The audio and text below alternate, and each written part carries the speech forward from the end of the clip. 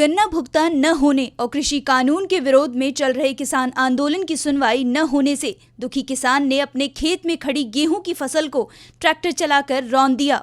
मामला जनपद सहारनपुर की तहसील बेहट के गांव कुतुबपुर भूकड़ी का है, जहां गांव का एक किसान राजकुमार ट्रैक्टर लेकर अपने खेत में पहुंच गया और अपनी गेहूं की फसल में ट्रैक्टर चला दिया।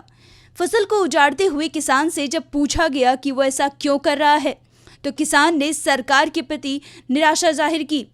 किसान का कहना है कि उसने जनवरी की शुरुआत में गेहूं की फसल की बुआई की थी।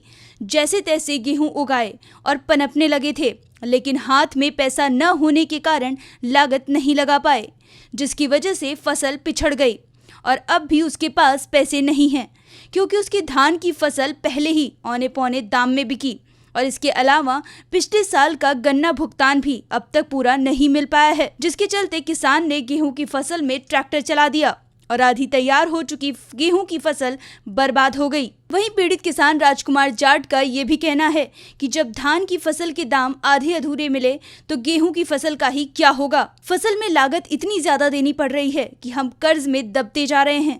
साथ ही बाजार में फसल के सही दाम न मिलना ही किसानों की मायूसी का कारण बना हुआ है। सरकार के प्रति किसानों में रोष बढ़ता ही जा रहा है। इससे पहले भी मेरठ में भी एक ऐसा ही मामला देखने को मिला था, जहां किसान ने अपनी लहलहाती फसल को रौंद डाला था। इतने मायूस क्यों हैं? क्यों इस तरह खड़ी फसल को बहा रहे हैं आप?